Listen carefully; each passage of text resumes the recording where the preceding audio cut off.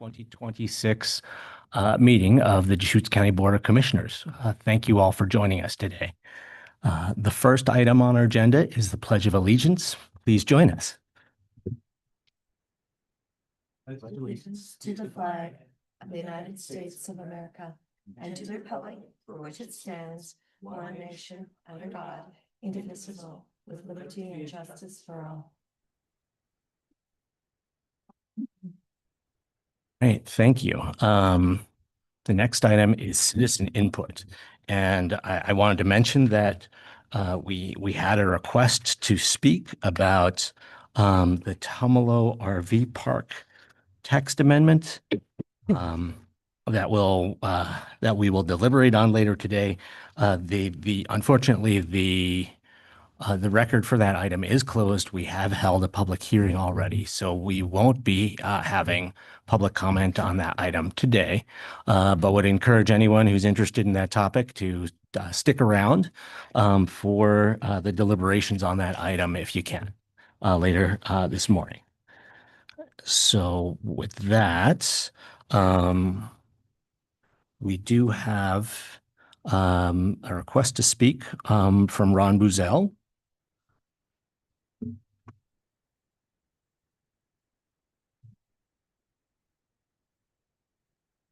Good morning, Commission.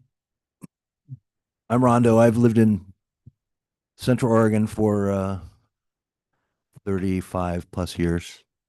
And I'm just up here to say something that I've never really said before. Congratulations for 5 years, Commissioner Chang. And very specifically, thank you to the other 2 members who have allowed Phil Chang to represent the community and learn at this level. I think it's very important. My own personal foolish prediction probably, but it seems likely that a year from now with our new commission that Mr. Chang will be asked to be chair again, and to be chair in this situation, in this setting, I think is very important. If you will, training for next year's larger new commission that's coming to us. Thank you. Thank you for being available for the next 3 years. Thank you. But we won't speculate on future years right now, but I'll say I'm honored to be serving as chair for 2026. Thank you. Okay. Is there anyone else in the room who would like to provide public comment? Kim, is there anyone online with their hand raised? Okay. So we'll move on from citizen input to commissioner announcements. Would either of my fellow commissioners like to make any announcements? Just one note, I was able to attend the Bend Park and Recreation District work session meeting last night. It was good to see everybody there. A couple of the board members, as I say, are involved with some county boards and commissions, planning commission, and are living with fire with a couple of the members. But also, their big topic was system development charges, policy on writing them off for low cost housing. So it was just a real interesting discussion last night, and they provide 75 waivers per year, and people are kind of jockeying around the systems, trying to get more than that for bigger projects, and just a real interesting discussion last night. No. Okay, and my comment is, after waiting a couple years for BLM to actually burn the piles of dead junipers on Freyer Road, I was told that they're going to start burning them today. So I was driving through them the last couple of years. It really made me nervous that in the summer somebody's going to throw a match on them, and they were, on a windy day, and ignite. So thank you, Amanda Roberts. Amanda called me back yesterday and said they would be burning them starting today. So I know they were supposed to burn them a year ago in December, and it really never happened. So we'll see if this happens today. They've got acres and acres of them. Great, thank you. I'd like to mention 2 things.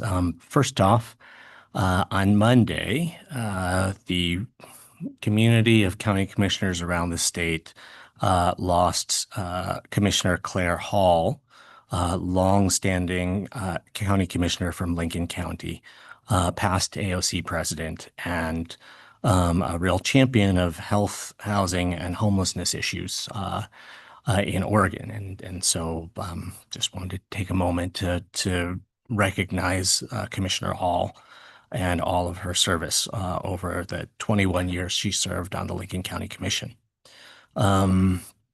One other thing I would mention that we'll be issuing a media release about shortly on, and I see some fire representatives out in the audience. Next week, we'll be holding a public hearing on wildfire mitigation standards for new construction on January 14th. So that'll be during our regular Board of Commissioners meeting next week. But thought I would mention it today because we won't have a Monday meeting where we can mention it. So the next time we'll be talking about that, in public, we'll be at the public hearing itself. So if anyone's interested in details, there'll be information on the county website about that. Okay. So now we can move into our regular agenda. Do I have a motion for the consent agenda? So move. Second? Moved and seconded. Any further discussion or items that commissioners would like to pull for further consideration? Well, we do have a thank you letter to Robert Ross for serving on Public Health Advisory. I know you serve on that committee. And then David Bishop, who served on the County Fair Board for a long, long time. So thank you, David, for your service. Yeah, no, Dr. Ross has served as the chair of the Public Health Advisory Board for the last year, and his service on that board over the last 8 years has been much appreciated and very valuable. So great to recognize that. Okay. One more note. So December 3rd minutes, just nothing to change here, but just acknowledging that there's a good write-up about our recommendations from the District Mapping Advisory Committee, some good content, and that was the District Mapping Advisory Committee members kind of handing back what they had done and how we got to that map. So it's just for the community to be able to read the details of that meeting, 'cause see, these are the facts as they were presented in front of us. Good things to note. Thank you. Okay. So calling for the vote, Commissioner Adair, Yes. Commissioner DeBonne, Yes. and the chair will vote yes. So, all right. On to action items. Item number 7, public hearing and consideration of order 2026-001, approving an annexation of about 260 acres on Stevens Road. Morning, Commissioners. Dave Doyle, County Council. We're scheduled for a public hearing for your consideration of Order 2026-001, which would approve an annexation of approximately 260 acres currently owned by DSL, but being sold and transferred to a local builder as part of that Stevens tract development out there on the east side of town, adjacent to Ward, into the Bend Park and Recreation District. So we'd recommend that you open the public hearing, receive any testimony that might be offered, and then after closing the public hearing, proceed to approve order number 2026-001. This has been run through the normal process with the county and been approved by all the necessary departments, including the Bend Park and Rec District, which has signed off on it as well. Great, thank you. I could use a procedural, some procedural refreshers here, Kim. So now we just open the public hearing on the item.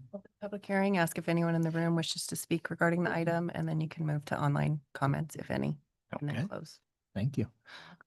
So at this time, we'll open the public hearing and on order 2026-001. Is there anyone in the room who would like to provide comment on this item? Kim, is there anyone online? No? Okay, so close the public hearing and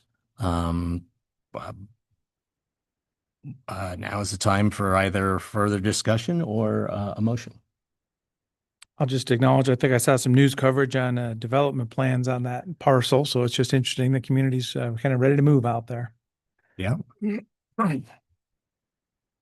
Yeah, no, and as our community grows, it's great that different builders and developers want to join into these key districts that provide important services in our community. And then just one, why do we say about 260 acres? Is we're just don't need to be more precise than that? Or- It's plus or minus 260 acres is how the It's 259.23 on the how the document. surveyors identified it. So We're just saying about just for the title. That's fine. minus, Just making sure we're clear about that. Yeah, that even says plus or minus right. on the document. When a surveyor says plus or minus, we go with plus or minus, about or in the ballpark. Okay, that's fine. That's good. So with that, I'll make a motion to approve order number 2026-001, annexation of about 260 acres on Stevens Road at Ward Road into the Bend Park and Recreation District. A second. It's been moved and seconded. Any further discussion? Okay, calling for the vote. Commissioner DeBonne, Yes. Commissioner Dare, Yes. and Chair votes yes. Thank you, commissioners. Thank you, Dave. Okay. Item number 8, second reading of ordinance number 2025-020, Sun River Community Limited District Text Amendment. So we, hi Caroline. Good morning. For the record, I'm Caroline House, a senior planner with the Deschutes County Planning Division. And I'm here, as you just noted, for second reading of ordinance 2025-020. This is an amendment to the Sun River Community Limited District zone. And just as a refresher, this past November, a hearings officer recommended approval of this applicant-initiated TA.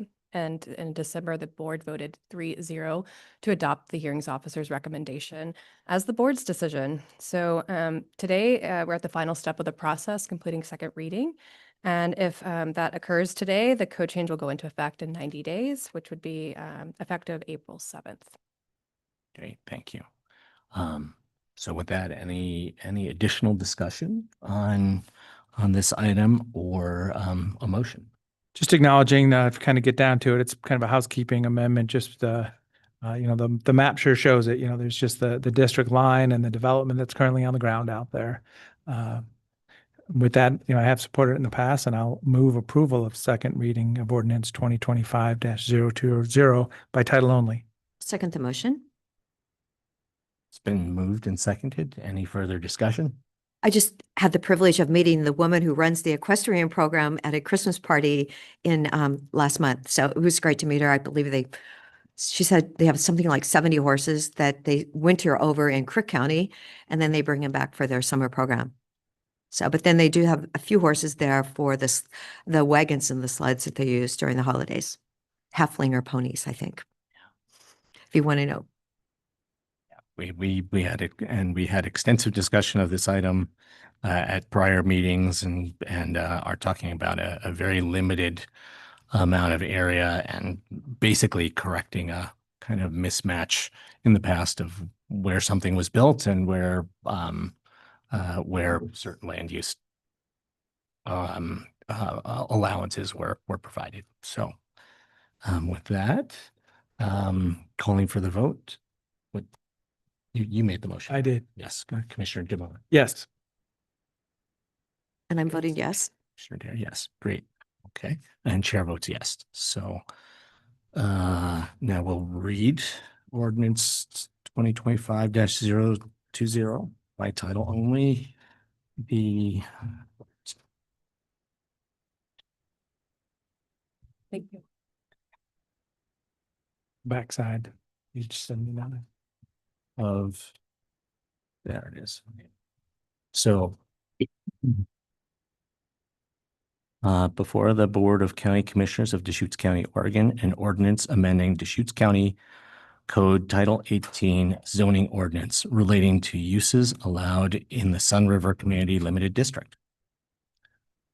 Is that That's sufficient. sufficient?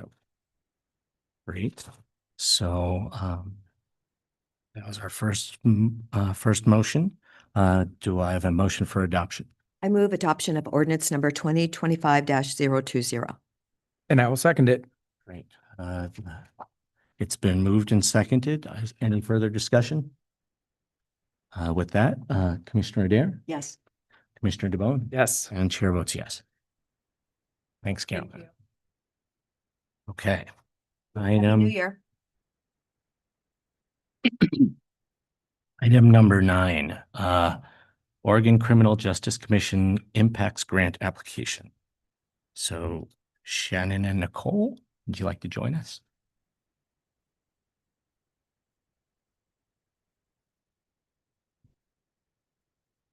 Hello, Commissioners. Nicole Keith, Behavioral Health Program Manager for our crisis program. Good morning, for the record, Shannon Staragas, Behavioral Health Director. Congratulations on that director role. And there it is. And were you promoted recently, Nicole, or you were put in that spot? Okay, well, just maybe there was a move behind you there, but. Great. Thank you. Well, we're here today to seek the board's approval to apply again for the Impacts Grant program through the Oregon Criminal Justice Commission. That program is improving people's access to community-based treatment, supports, and services. It was established in 2020. We were originally awarded funding, you might remember, when Holly Harris was in this role, because they recognized the shortage of comprehensive community supports and services for individuals with mental health or substance use disorders that led to increased criminal justice involvement, law enforcement contacts, and overutilization of emergency departments. Historically, we have been awarded this funding to fully staff the stabilization center after hours with, most recently, we got supplemental funding through the end of December 2025 to fund approximately 12 FTE that fund our after hour services at the stabilization center. We are seeking to apply for this grant with a request of $3,502,276 through the period July 2025. They are allowing us to backdate. I don't believe we will need to, and then through August 31st of 2027. Thanks for that background. Questions? It's just great we have this opportunity. We know we have a great facility there and the great staff, responding, supporting community members and public safety and the whole big picture. So it's great to have this opportunity for this funding. Any questions or comments, Commissioner Adair? No, I was really happy to see all the details that you provided with the memo. The fact that 16.87 of the individuals brought in are brought in by law enforcement voluntarily. So that's good to know. And that the average time is 10.3 hours. So thank you for all those other additional details. I think that's really, we have to keep watching and making sure. So many of the facilities that I visited a couple of years ago actually weren't open 24/7. So we're really fortunate that we can provide that for the community and law enforcement in Crook County and Jefferson County, if they need to come here, can do that. Do we know the numbers for Crook County now? Is it still like 3% of the people that we serve? Is 3%? What about Jefferson County? 1%. 1%? Okay. So, but they know it's available, which is great. And I think we've discussed this in a couple months ago. I asked Holly Harris and Nicole, and Jim Pfister was able to join them in speaking to Central Garden Law Enforcement Services, Coles, about contributions from other jurisdictions to the stabilization center and crisis services. And I don't think we got very far with that discussion, but I think it's important for us to constantly remind the cities, other law enforcement agencies, that this is a service that really saves them a lot of personnel hours and probably results in better outcomes when there are public safety incidents with people who are having mental health crises than would otherwise occur if you just sent straight law enforcement, or if you brought people who are struggling with something currently to either the emergency department or to jail. So I hope that we can continue that focus on reminding our community the importance of this investment. And I particularly want to emphasize that in the context of the impacts grant. I mean, we have really banked on this state program for a number of years now as kind of the bulwark, the primary support for crisis services. And if these are services that we want to continue for our community at the level that we have had them, I think we're going to need to step up more as a community on that front. Which leads me to a couple of questions that I had. So I want to understand whether the amount that we are requesting from impacts is going up, going down, changing over time. And my impression is that the competition for these funds is increasing. So I'd love to hear a little bit about that as well. Yeah, it is slightly increasing in this application, but that is based on the additional funding they did award us through this last application cycle and the FTE that we were able to fund through that, and trying to anticipate some expected financial costs that we are soon facing in our department Yeah. that will come along with that FTE. Basic inflation. Yeah, but we're not drastically increasing that. We still have a chunk of funding that funds the rest of our alternative hours that would not be included just in this grant. I think Yeah. the total amount would be somewhere near that we would have requested if it was all of our alternative hours. Yeah. Yeah. Good to know. And what is there more competition over time for these funds? Are more communities kind of starting programs like these and putting in for these funds to impacts?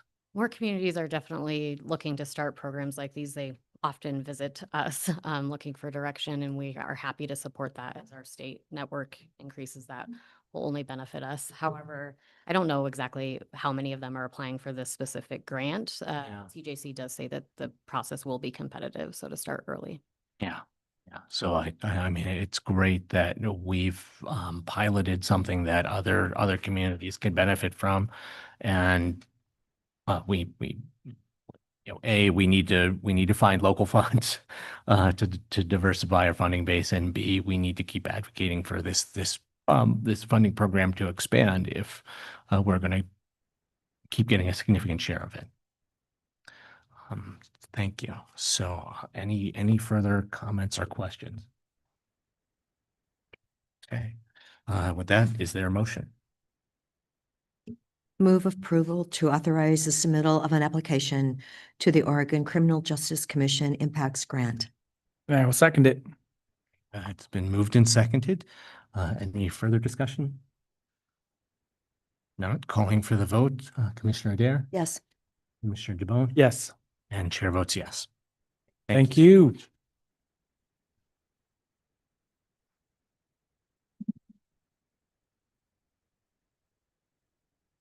Okay, item number 10, work session in preparation for a public hearing on those text amendments for wildfire mitigation building codes. Good morning, Commissioners. For the record, Kyle Collins, Senior Planner. If you'll bear with me with 1 second, I'm going to share my screen.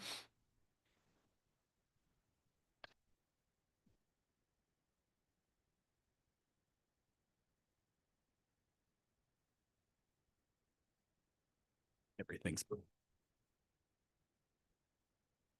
all right. As the chair pointed out, this is a work session in preparation for a public hearing to discuss some newly proposed wildfire mitigation building code amendments.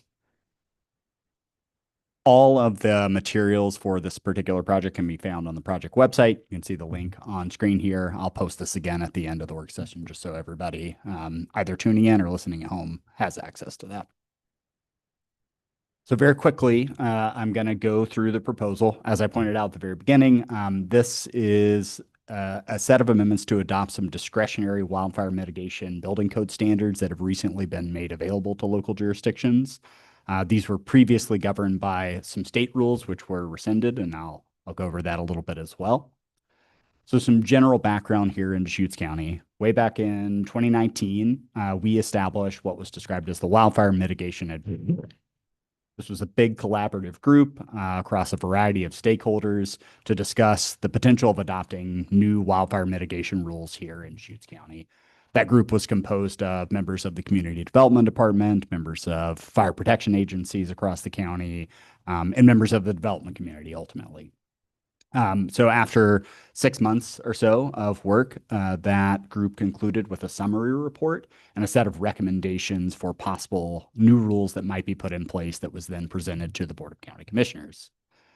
However, in the interim, in 2021, Senate Bill 762 was passed, and that basically was intended to modernize and have a statewide approach for wildfire mitigation across the entirety of Oregon, and effectively removed any local discretion from Deschutes County, as well as any other counties that might be hoping to adopt standards at that point in time. One of the big components that I'll just briefly touch on here was the creation of the statewide wildfire hazard map. We've talked about this at length in many meetings with the board, but ultimately that hazard map was intended to be adopted by the state. It was based on a specific set of standards, and the creation of that map would have established a process wherein new wildfire mitigation rules would have been applied statewide. One of the big things that hazard map pointed out was it would have included wildfire mitigation building code standards, or what are otherwise known as home hardening standards. These are those R327 standards of the Oregon Residential Specialty Code, which we've spoken about previously. And the second portion was defensible space standards, which were ultimately going to be adopted and implemented by the Oregon State Fire Marshal. However, last year in 2025, due to some significant public concern, the hazard map, as well as all the associated requirements, were repealed with the passage of Senate Bill 83. But Senate Bill 83 also included a provision which now allows local governments to adopt some of these standards or differing sets of standards as a discretionary option, which was previously not allowed under Senate Bill 762. Which brings us to today. Some general history here in Deschutes County. I think the commissioners have probably seen this map before. It was prepared by our former county forester. This is just showing large fire history over Deschutes County over the last approximately 125 years. It's actually somewhat out of date at this point. The flat fire from last summer in the northern portion of the county up near Sisters is actually not included here. But the broad takeaway in the context here is that our county burns, and it burns effectively everywhere, and it has for quite a long time, as far as we can tell. We also continue to be one of the fastest growing regions of the state. The most recent population forecast estimates from Portland State University show that by 2040, we're expected to include an additional 60,000 people here in Deschutes County, which includes approximately 4,000 more people in the unincorporated areas of the county. Most of the incorporated cities are going to soak up a majority of that population growth, but we do expect there to be some relatively significant population growth continuing in the unincorporated areas.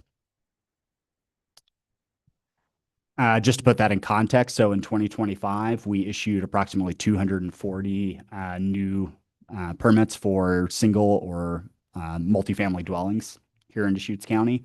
That's about on trend for what we've seen for the last few years. So it's not an astronomical number of dwellings, but it is a steady increase in the supply of housing that we've seen in Deschutes County. So the code itself, what we're proposing here today, would institute section R327 of the Oregon Residential Specialty Code. One important thing to point out here at the beginning is that R327, as written and proposed by the Oregon Building Codes Division, only applies to new residential development and certain residential accessory structures. So this is not a retroactive code that would apply to existing dwellings, except under very limited circumstances wherein somebody might be effectively replacing their entire dwelling on a property. So really, these codes would only apply to new residences moving forward. And Kyle, so just that word replacement dwelling. So these would apply to complete replacements. If you voluntarily came in to replace your house, then these new standards would apply in that case. If for some reason you lost your house in a disaster, let's say a wildfire in this particular case, there's a specific provision written in the R327 where obviously you can choose to adopt those new standards, but you would not be mandated to apply them. It's a little bit of a nuance, but I think it's an important one. Yeah.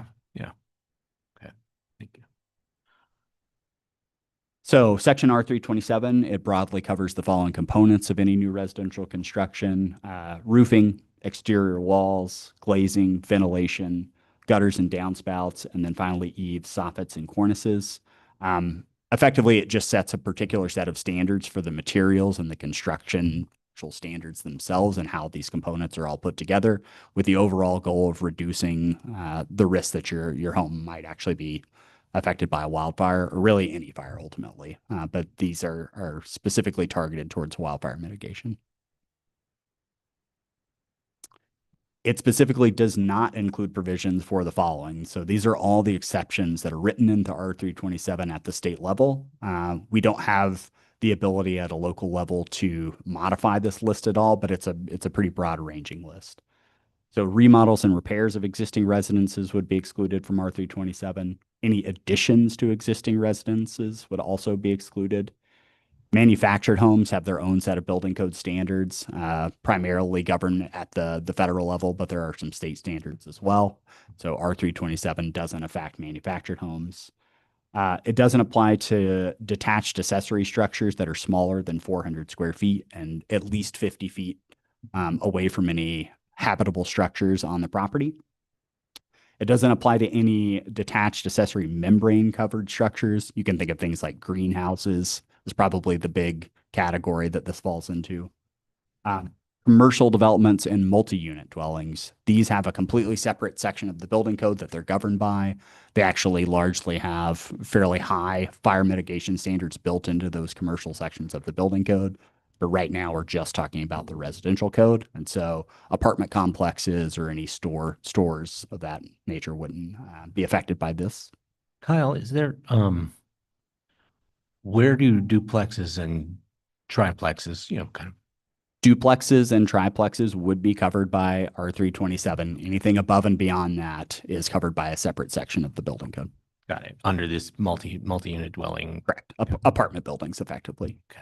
Okay. And then finally, ag exempt structures. So barns on farm properties, those are not subject to R327 either.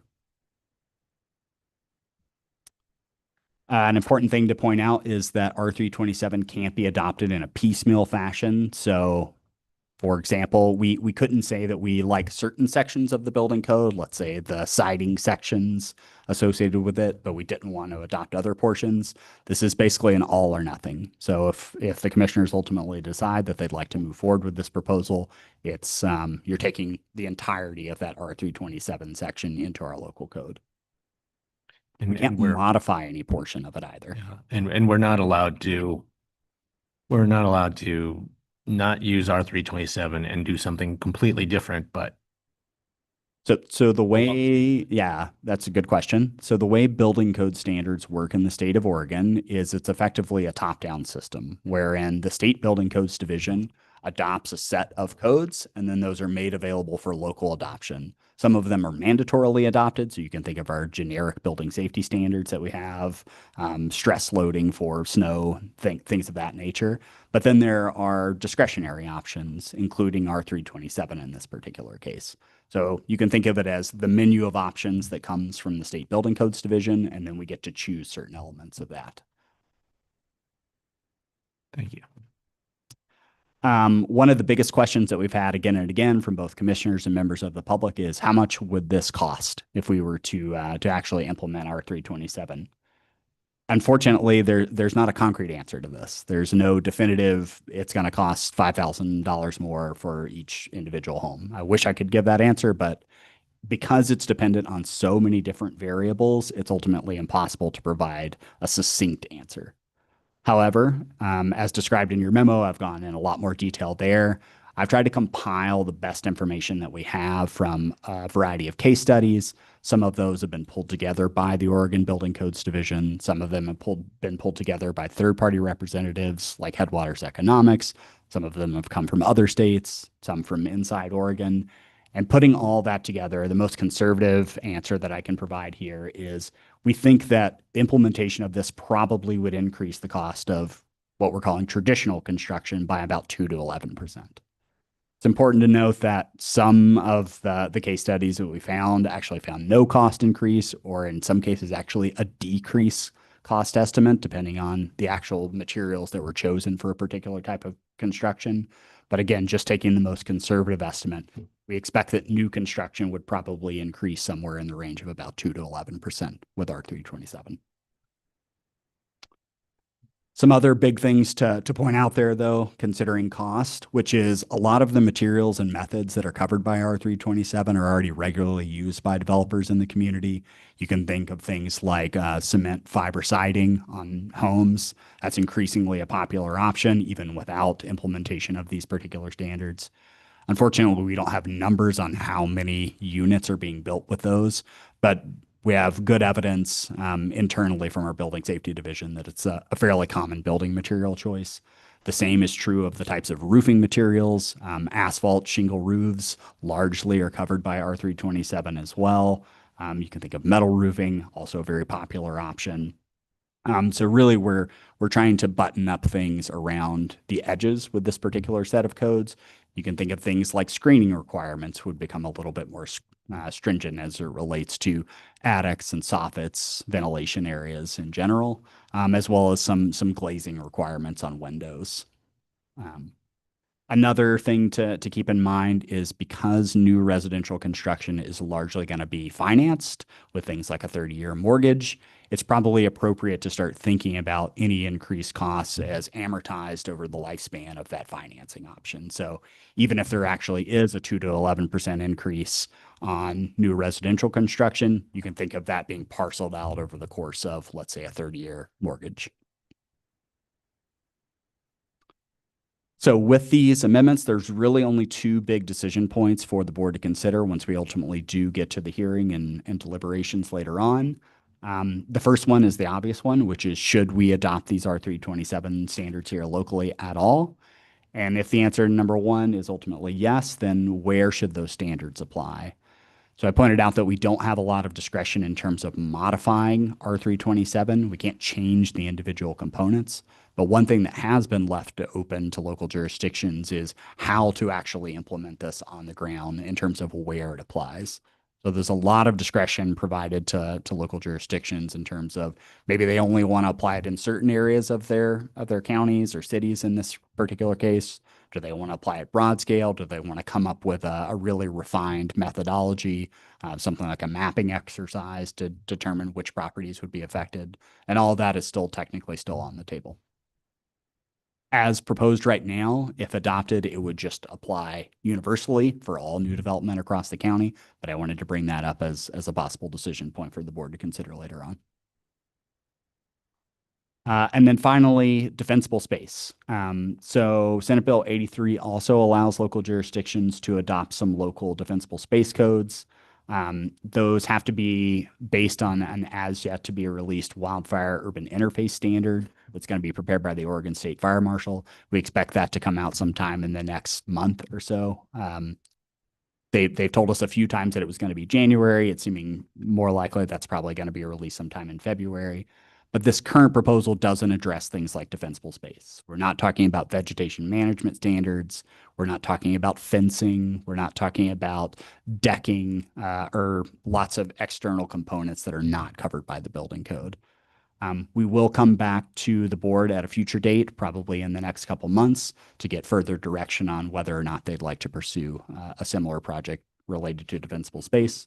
But for the time being, this is just related to the building codes themselves.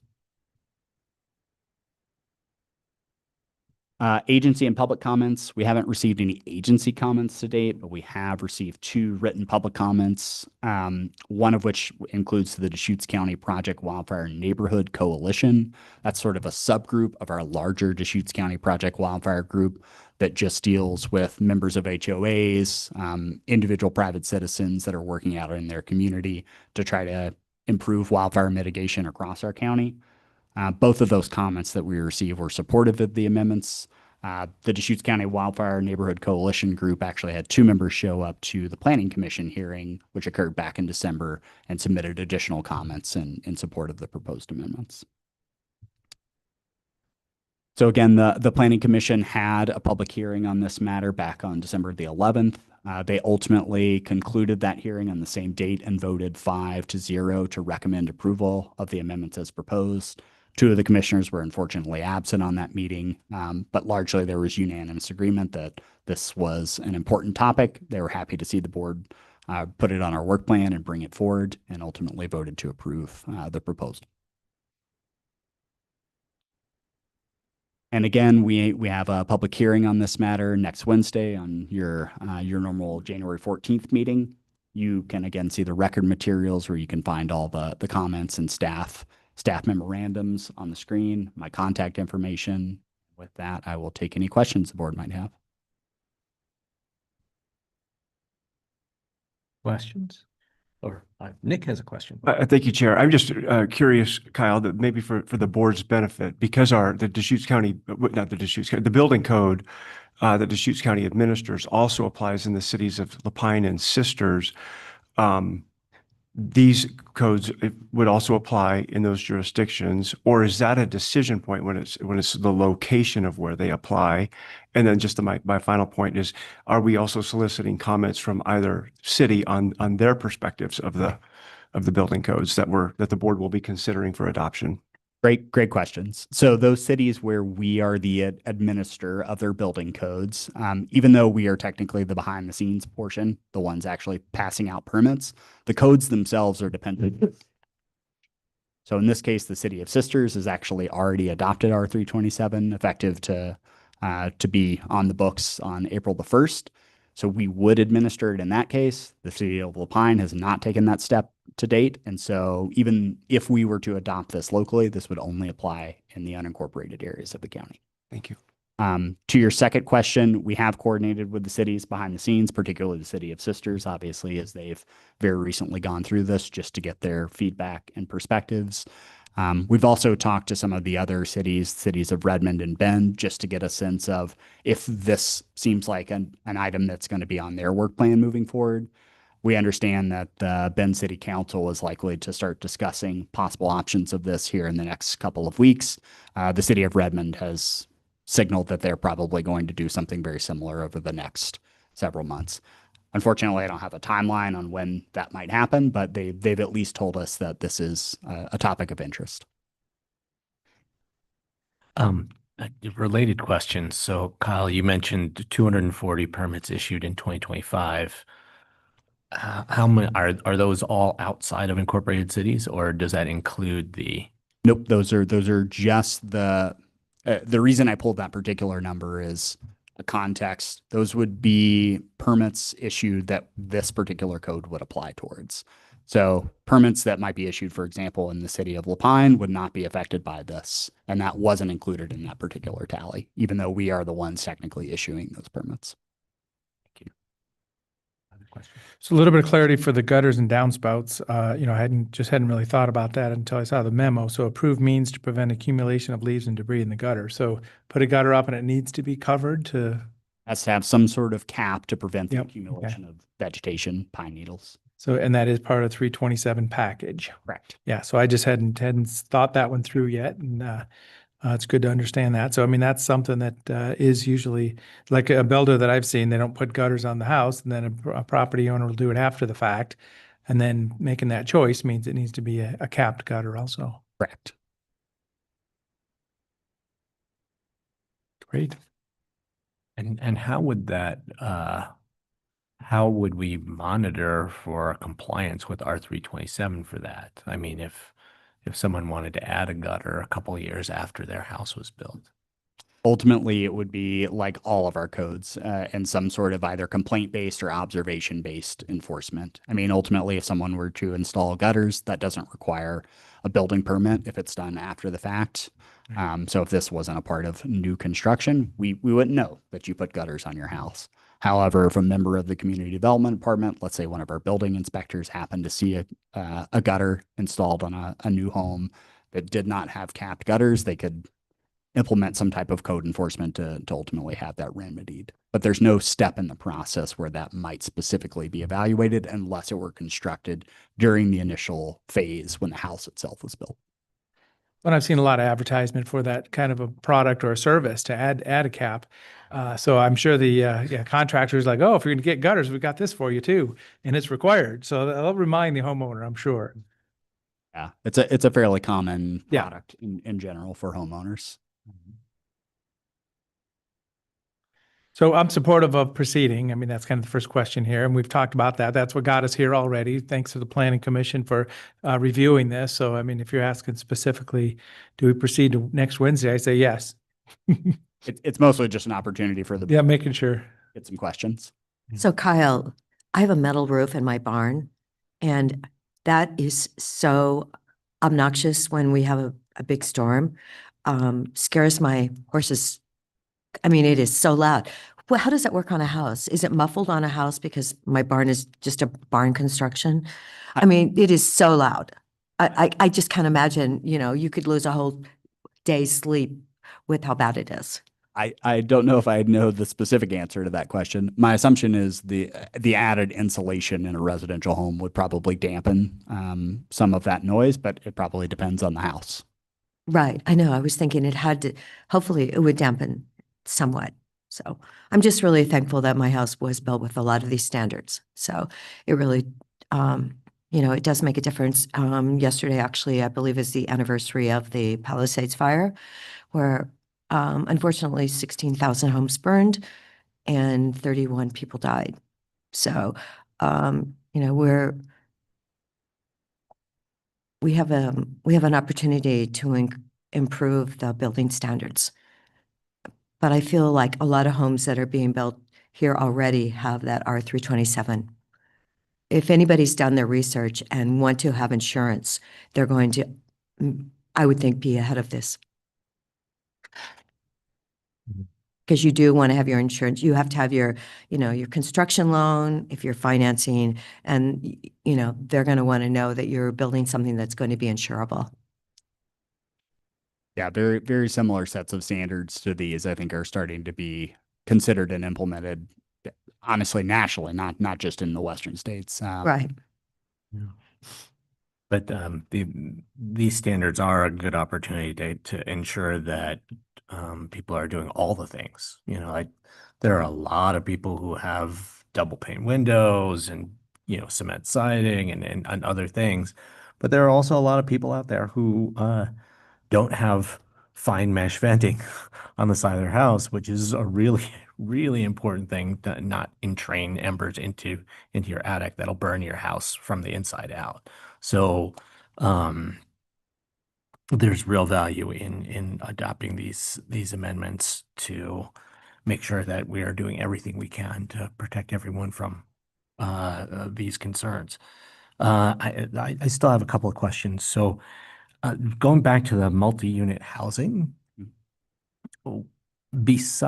where are people allowed to build something beyond a duplex or a triplex in Deschutes County? I mean, I know that when we did the Tumalo Community Plan, we had a in-depth discussion about this. They got to fourplexes, but I'm curious where else people are allowed to build multi-unit housing. It's quite limited. So you pointed out one in this particular case. It's really, we're talking about the unincorporated areas, or excuse me, the unincorporated communities of Deschutes County. So we have two of those, Tumalo and Terrebonne. As the code is currently written, technically multi-unit housing is allowed in certain areas of those unincorporated communities. We haven't seen any apartment complexes built in those areas to date for a variety of reasons, predominantly infrastructure concerns, things like wastewater. We know that we're like to kick off the Terrebonne Community Plan update process. And we think that there's a possibility that at some point in the future with the implementation of sewer there, maybe we would start to see higher density housing in certain areas of Terrebonne. And potentially Tumalo has that opportunity as well in certain areas. But it's relatively limited where it would actually apply in the unincorporated areas. Mostly when you're talking about higher density housing, you're talking about the incorporated cities, Bend, Redmond, et cetera. Yeah. Okay, thank you. During the discussion, there has been a lot of discussion about what is this going to cost people. I think it would be really helpful to understand also kind of to understand whether that's a huge impact or not. It would be helpful to understand the valuation of what's being built right now. And so I'd like to make a request, if this is not too burdensome. So Kyle, you mentioned 240 permits issued last year, new or replacement dwelling permits.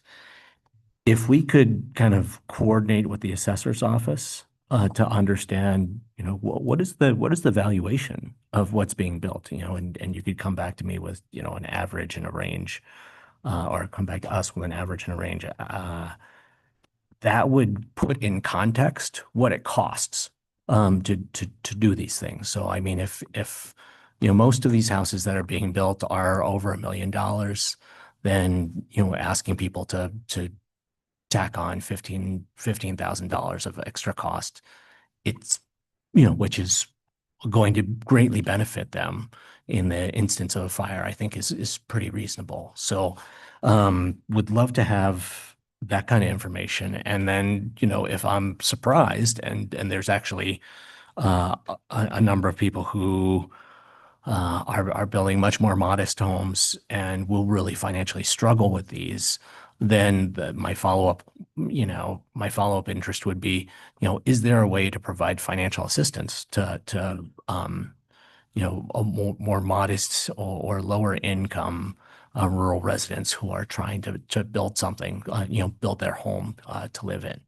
And to the best of my knowledge, there's not financial assistance for that, for that particular purpose. But if there's it'd be great to know if they're from the state fire marshal or from anybody else, whether there are those kinds of supports available. Sure. Yeah, I can pull some of that information together. I might suggest, in terms of the valuation piece, trying to get a median valuation for the permits, just because, as you pointed out, we obviously have some quite wealthy communities in Deschutes County, and an average might be skewed pretty heavily in either direction by the inclusion of a few $5 million homes that were going up. Good point. The other piece that I would point out is there was passage of a bill in this past state legislative session that has, assuming a fairly large dedicated pot of money coming specifically for wildfire mitigation work across the state of Oregon. Yeah. It's all going to be managed by the Oregon State Fire Marshal's office. We don't know exactly how that money is going to be doled out. I think there's still a lot of open-ended questions, but it does seem like it's not necessarily out of the realm of possibility that some of that money could actually go towards construction standards for lower income residents.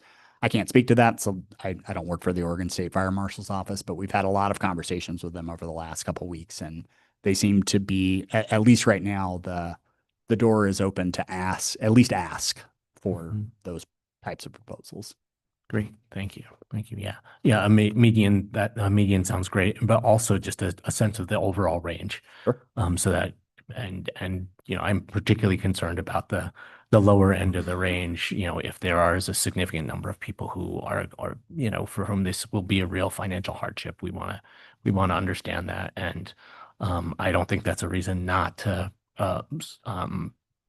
adopt our 327 standards, but it gives us something that we need to think about in terms of, how do we help those people ensure that they're doing the right thing to protect their home and to protect their neighbors from their home burning down as well. Absolutely. Yeah. Happy to pull that together. So I'm not so excited about going down that path. And I mean, you can ask for that information. I'm just pointing out that if somebody's going to build a house, then they're going to start to look for incentives. Then they're going to think twice about what they may or may not qualify for. And that kind of slows the whole scenario down for anybody building a house. Oh, yours is just over the cost that the Board of Commissioners decided, or just under the cost. I mean, it's exciting for a young family to be able to get to that point, to be able to build something, and you have to work hard to get to that point. So, and then it kind of divides the people that have and have not that qualifies. And I'm just saying it, the whole scenario makes it kind of murky at some point. It's okay to have that conversation. I'm just showing Yeah. Okay. different concept. Yeah, no, I think it's a conversation worth having. And I actually have 2 houses in my neighborhood that I can talk to neighbors and see what they're experiencing as far as financing Oh, goes. So that'll be a great opportunity to talk to them, and see exactly what did they do. But honestly, making sure your home is insurable, I believe, is critical in today's world. Absolutely. Any On other? that second question of where should it be applied, I was thinking maybe we do every other property, kind of like the map ended up with at some point. I joke. So in about 5, 6 years ago, we did go through this mapping process, and it was an obvious conclusion that any hot wind-driven event in Deschutes County, everybody or anybody could be in an ember storm that could ignite their property. So I do support everywhere and anywhere in Deschutes County. There's just no subsections or areas, uphill, downhill, vegetated, grassland. So I do support it everywhere. Yeah, I would indicate support for a countywide standard as well. Any And other then- questions? Just a note about vegetation management, next step, future discussion. I've heard of folks, community members saying the insurance companies are pointing to specific trees and saying that needs to go before we'll redo your insurance. So that's already happening in the free market, in the insurance industry, asking people to, open up the vegetation around their homes. And it's a learning experience. Some people are surprised by it. Other people are like, yeah, I know, I like that tree, but it is real close to the house. So I've already seen those conversations happening in the community also. Yeah, without going too far into the rabbit hole, I think the defensible space piece obviously will follow the board's direction, how they want to follow that. It's likely to be a good bit more complicated than this, which is a relatively narrow set of potential standards that could be adopted. Yeah. Yeah. We've seen the limits of how the insurance industry is trying to apply those kinds of criteria to homeowners. In many ways, I see a community-wide defensible space standard as being really helpful to clarifying some of those things. I mean, I've talked to insurance agents who are wrangling with their underwriters, on a policy, and the insurance agent says, oh, they did all the work, they limbed up the trees, and they reduced the density, and the underwriter is just looking at a Google Earth or something and saying, nope, there's still a bunch of trees there. It's like, yeah, but they've removed all the branches up to 15 feet.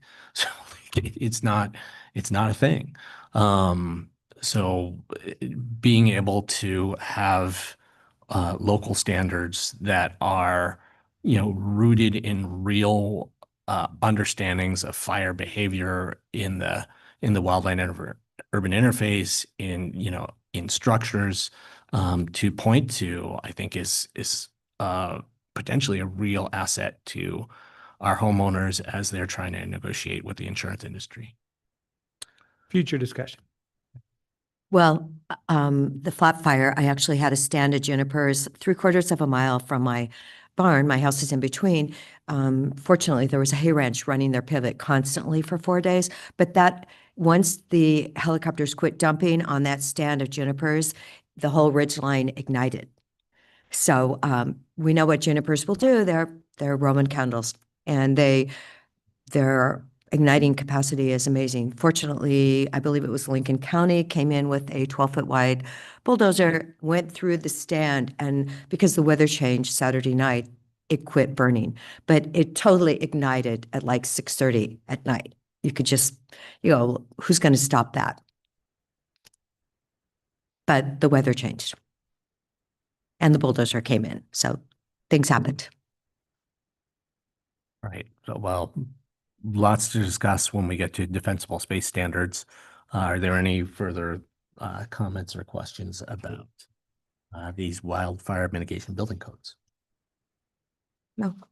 Okay, well, we will see you next week for the public hearing. Thank you. See you at the hearing. Thanks, commissioners. Thank you, Kyle, and Happy New Year.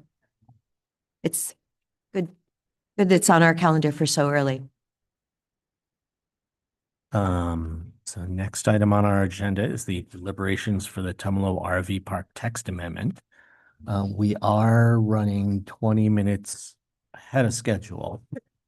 So, this is not a public hearing. This is just our deliberation. So I think it's okay for us to proceed with, Our agenda allows us, it's time estimates, and it clearly states that they're estimates only. I would defer to applicant's attorney if there's any procedural concerns that he has with starting deliberations early. But otherwise, I'm comfortable with the board moving forward. we just want to make sure that everyone who is concerned about this topic, and expects to be, hearing about it at a certain time is able to do so. So hopefully if there's people at home who are tuning in for this item online, they're already with us. Chair, if I may, if you are inclined to move any item up, the Leadership Bend presentation, Jen Patterson is available at any time. If you want, just given the schedule, your call, but you can certainly proceed as you wish. And since this isn't a public hearing, and people will basically only be able to watch anyway, then, they can watch at a later time, as they could watch now. So I think it's okay to move ahead. Just wanted to double check on that. Okay. Thank you, Commissioner. For the record, Audrey Stewart, Associate Planner with Community Development. So today's agenda item was for deliberations of a text amendment involving adding an RV park as a new conditional use in the Tumalo Commercial District. Over the past couple weeks, we've been having several internal meetings, and really planning and legal kind of want to take a step back and look at some procedural questions. So the ask for the board today is to delay deliberations, and we'll come back with some different options for the board to consider, deliberations or kind of other actions that the board can take. But instead of kind of charging ahead with deliberations, this application is not subject to the 150-day clock. So we just wanted more time to button up some procedural questions. Yeah, so I'm interested in maybe just comparing notes about what we've been through here in the last few weeks, because there have been some discussions and emails are still coming in. You want to do, should we or could we do that today, or we want to even postpone that? I guess, is that up to the board? Yeah. It's ultimately the Yeah. board's decision. I have been forwarded from the board staff emails that you've been receiving, and so that's great. We are huddling up internally to really figure out this question of quasi-judicial versus legislative, and just making sure we're having a very kind of clearly defined process and clearly defining how everyone can participate. And so that's why we're asking today for more time from the board. One thing I'd like to do is ask legal counsel to kind of just talk, share with us some of the, concerns or risks if we, that we're trying to deal with, which would necessitate or move us towards delaying. Okay, thank you, Chair Chang. Excuse me, Stephanie Marshall, Senior Assistant Legal Counsel. We've been, as Audrey just stated, huddling internally. The circumstances that we're in are unique. This did commence as a quasi-judicial application. The hearings officer's decision was not a decision, it was a recommendation, and he pointed out that there were policy decisions to be made by the board. There have been, so this is a unique situation. We're just trying internally to have time to continue our discussions as to the implications of necessarily labeling it one or the other, and in light of the different disclosures that have to be made for legislative consideration and quasi-judicial consideration.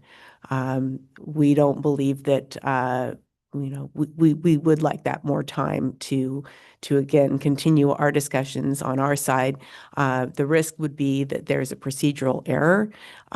We'd like the decision to be able to stand not only on its merits, but also procedurally. So the request for more time is just to make sure that we've got everything as certain on the procedural side as possible.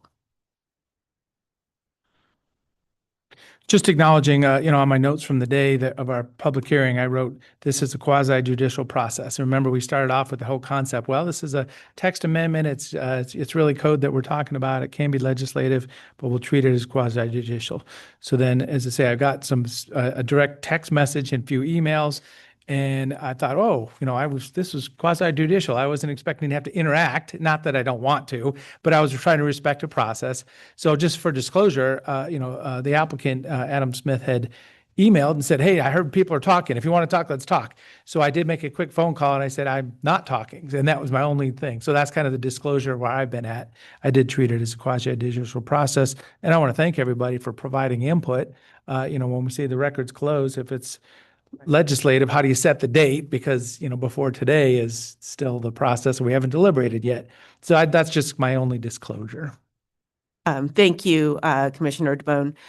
We were looking at our own notes from the first, from the public hearing, and it was not crystal clear to any of us that each one of you were approaching it consistently and whatnot, because there were a lot of statements made about policy and it's I don't want to call it hybrid because that's not accurate, but there are components of both. And we just like to, we would like to request more time so that we have, again, a clean packet for deliberations for you all to consider, so everybody is on the same page and understands the same thing. More discussion on this? I'm fine with postponing. Commissioner DePaul? Oh, that's fine. I mean, yeah, procedural is very important.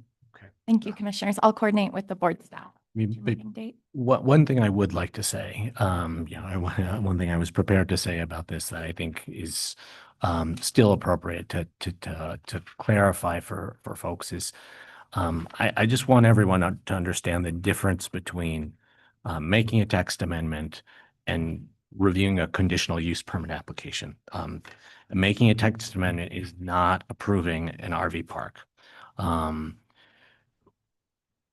Basically, making a text amendment is saying, or making a text amendment would be saying, we want this use to be considered or allowed for consideration in this zone. And a conditional use permit application process is where we say, is this specific proposed project compatible with this area and this community? And, as we saw, this very property, some years ago, there was a cannabis dispensary proposed for this property, and it failed during the conditional use permit process. So, so just I really want to emphasize for people again that, making a text amendment is not equal to approving an RV park. Correct. And if I may, Chair Chang, that distinction that you just covered remains the same as to, regardless of how we label the proposed text amendment, the distinction is the same. This is not an application for a specific RV park. It is just a proposed change to the code that could allow someone to request a conditional use permit. So I appreciate the fact that you made that distinction, and that remains the same regardless of what we continue to discuss. So I appreciate that. Thank you. Thank you. Okay. All right. Well, when will this come back? We'll coordinate with board staff and find a date. We'll likely planning and legal. We'll continue to huddle up and kind of figure out what the options we're going to present to the board are. Okay. Do you think we're talking about weeks or months? Weeks, not months. Yes. Thank you. So for clarity then, do we have any community engagement at this point? You know, because as I say, we got emails yesterday and today already on this topic. And I haven't been able to communicate back to everybody to say, hey, I thought we started off as a quasi judicial, so I'm not responding, which would mean I'd be responding. So I'm kind of in a weird spot for some input we've gotten recently. And I only since yesterday I've been forwarded some emails that the board received. Yeah, and you maybe have some of the same ones or all of them up from. And I haven't uploaded those to the record yet because that's something we're probably going to huddle internally on and figure out how we label those, how we present those as part of the record. So forwarding emails to you may be the best thing to do at this point. Okay. Thank you. And you may have them. I don't know how wide they were sent out, but I've just got a few in my inbox. So Good. I mean, just to kind of, put a fine point on that. So we should treat this as a quasi judicial land use item. I would say for now, just in an abundance of caution, if you do receive communications, if you forward them to either legal counsel or myself, that just helps us track it. And then we'll determine if they have to be uploaded to the public record. But Well, yeah, so then Bone's question about, I didn't respond to say I'm not responding. That was the weird part for me. I mean, and we can write to people and say, write people back and say, this is a quasi judicial land use item. I am not allowed to discuss it, prior Yeah, to I deliberations. didn't have a tool for that. I mean, is that correct? If you would like, it might be best if we handle that on our end. So if you forward those and flag that the person hasn't been responded to, that's great to know. So they're not waiting for something. We can send them a response to those. Okay. And you could note that this matter or this approach is still being determined. So it's not definitive at this time. But as Audrey stated, in an abundance of caution, if you do not wish to engage, just forward those messages or emails to us, and then we will continue our internal discussions and get back to you. And you will respond to them. Okay. Great. Thank you. Thank you. Thank you. Thank you.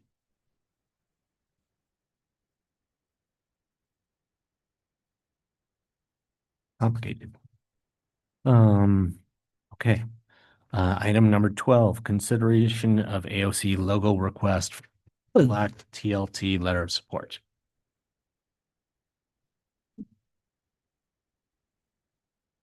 Good morning, Commissioners. Jen Patterson, Strategic Initiatives Manager.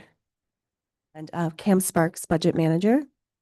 So as noted in the email that I sent out to the commissioners, there has been a request from AOC to add Deschutes County logo to a one-pager in support of the local act, which is regarding the TLT, in reference to the coming legislative session. AOC is requesting potentially to have the logo added no later than January 12th, which will be in time for legislative days, which starts January 13th. Or an alternative is to have a logo request, if approved, no later than January 30th, so that it can be officially entered or presented to the legislature ahead of the legislative session that starts at the beginning of February. So with that, I believe you all have the one pager. It was included in the meeting packet, and Cam's on hand to answer any questions you may have about the impact of this particular act. Thank you. Yeah, I asked for us to have a little bit more time to discuss this because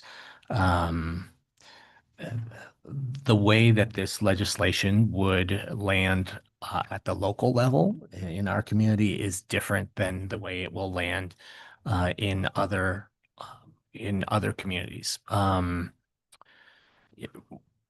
Most of our 8% of TRT tax that is charged was put in place a long time ago. And so we already have a very substantial amount of, we already receive a very substantial amount of the TRT, collected under the first 6% of the 8% that we charge. Did we all have a copy of this? Yeah, okay. So I had some discussions with Visit Central Oregon in the last couple of months about this.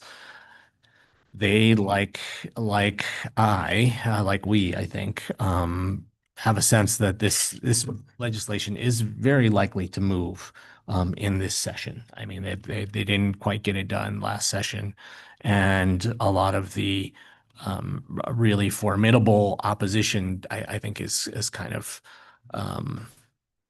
it's not going to come in as strong in this short session that's coming up. So I think this legislation has a very good chance of passing, and it raises the question for us not about the first 6% that were created before 1990. Well, whatever the year was, but about the final 2%. So, I'm particularly interested in the 7th%. So, at this point in time, 100% of that is going to Central Oregon Visitors Association or Visit Central Oregon. And Commissioner Chang, can I just interject about the 2%? Yeah. So, my understanding, this bill would impact post-2003 taxes. 2000. And so that would only impact that last 1%. We call it the newest 1%. Because the other 1% that you were referring to was enacted in 1988. So that 1% that does go 100% to VCO would not be impacted. It would just be the newest 1%, which currently is being split 70%, which is mandated for tourism, which the county allocates towards Fair and Expo, and 30% is just discretionary, which the county currently allocates to Fair and Expo reserves. So under this bill, the way we currently allocate, VCO would not be impacted at all. Okay. Interesting. The next, so the 7th% was enacted in, did you say 1980? 2014. Or no, the 8th. Oh, sorry. The 8th. Okay, so the first 6% was enacted in 1975 and 1980. The next 1% was 1988, and that final 1% is 2014. Okay. So that's the post-2003 portion that this bill would impact. Okay. Well, that changes a lot. Yeah, I mean, I was really, I was under the impression that 7th% was vulnerable or was, fair game for reallocation. Interesting. Okay. So I guess the remaining question would be, if this local act passes, do we want to tinker with the final percent, the 1% that's 70% dedicated to Fair and Expo and 30% dedicated to Fair and Expo capital reserves or general county operations? And my guess is that we all want to keep that dedicated to Fair and Expo, but worth discussion. So that 7th%, 1988 you mentioned, is that still under 70/30, but there's a policy choice or is it No, that's hardwired to 100%? percent to tourism, and that's going to VCO. Yeah. And we can't change that. So that was the rules at the time? Let's check in with legal counsel. Yeah, I don't know if that's so the it's county's 100% choice or if it's- that was the law for the. Yeah, that's what I'm kind of wondering. Correct, it was. So it's 100% to tourism. That is currently going to the Visitor Association pursuant to a grant agreement. So could the commissioners choose to obviously change how that money is utilized for tourism? Yes, it could, but it still has to be utilized for tourism. Yeah, but so state law allows 70/30, like that last percent, but we have an agreement. But we could No, actually, Historically. not for that, not for the first 1%. That one is 100% tourism. By state law? Because it was enacted prior to '03. And so it has to remain the same based on state law. But does Yeah, so that's not the it. Fair and Expo count as tourism? So for that last Yeah. 1%, No, the 7, this 1% at 7.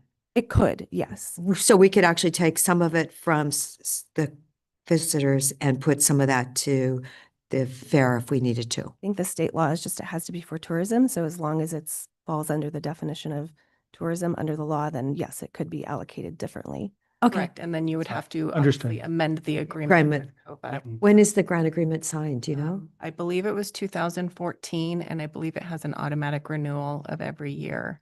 And I'd On have what to look at the date? termination Yeah. provisions. Okay, Or amendment provisions. great.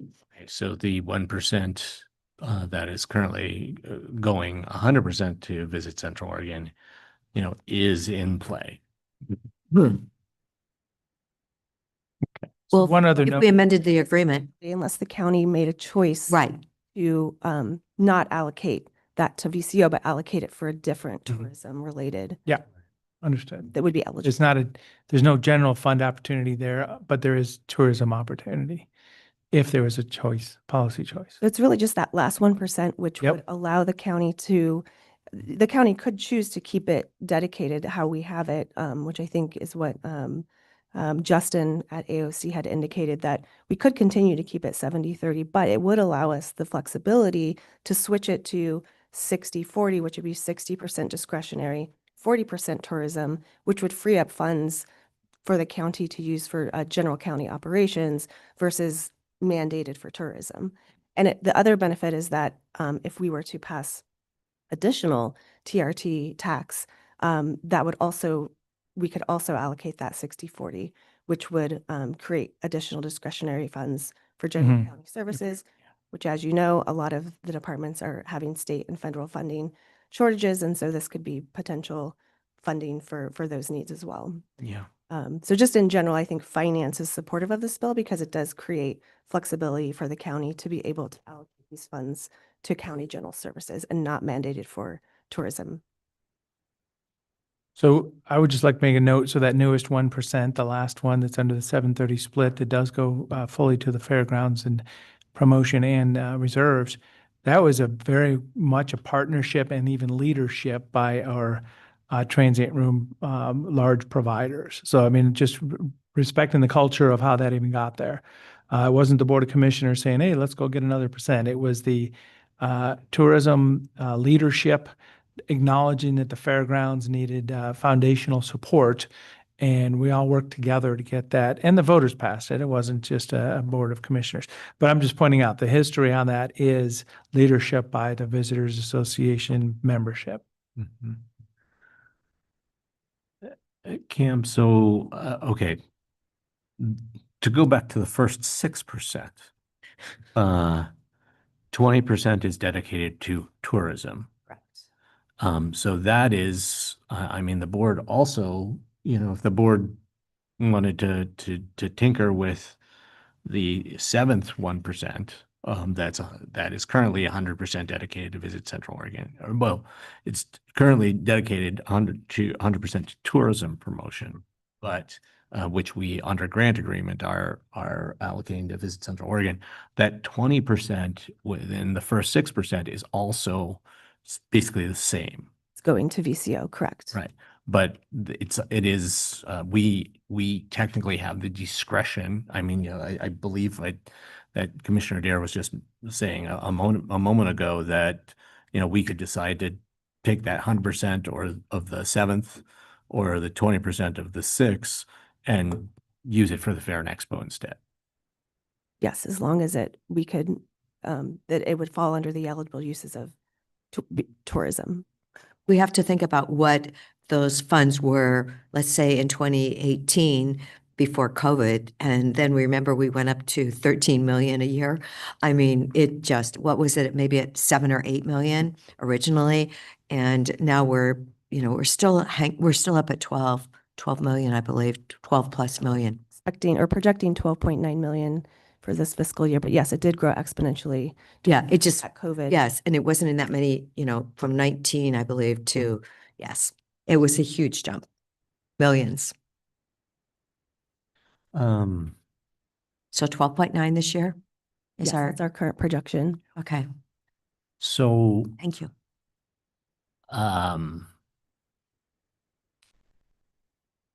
my big concern with this piece of legislation is, again, the way that we have historically allocated TRT is different than in other counties around the state, and I want us to keep the Fair and Expo whole with what they're currently receiving, and I want us to keep Visit Central Oregon whole with what they are currently receiving. I mean, we have in the last few years we have seen the cities of sisters and the cities of Sisters and Redmond make the decision that they didn't necessarily like the way that their TLT money was being used by the chambers in those two cities.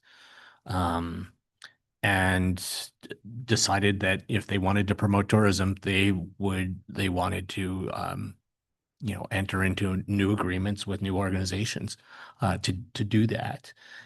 And I don't believe that we are at that point in our relationship with Visit Central Oregon. I think they are a genuine, legitimate and very effective tourism promotion agency. We have seen the recent struggles, in the last few years with, promoting a destination whose prime season is increasingly filled with smoke. We have seen, effective efforts to build shoulder season visitation. And so, I'd like us to come out of when the dust settles on this piece of legislation. I'd like us to come out of it with a commitment to, keeping Visit Central Oregon whole. Maybe just at current level with some kind of a, inflation index or something like that. It doesn't have to. We don't need to give them more money, but I'd like us not to, cut the legs out from under them, essentially. And I believe that my fellow commissioners feel the same way about Fair and Expo. If that final 8% is also, suddenly available, in a discretionary basis to go 60-40 instead of really right now it's 100% going to the Fair and Expo. And for me, coming out of this process with those kinds of commitments and assurances is important to supporting the local act. So I just wanted to feel out the rest of the board on that topic. If we can make those kinds of commitments, to the Fair and Expo and to Visit Central Oregon, I would feel comfortable, and kind of codify that in some, or formalize that in some local way. I would feel pretty comfortable supporting the local act, for the way that it's going to land here. Even though I know that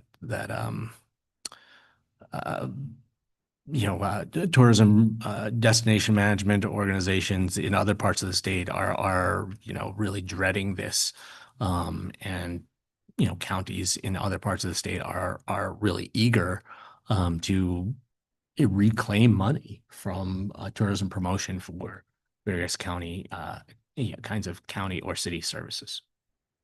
So I think we should just stay neutral.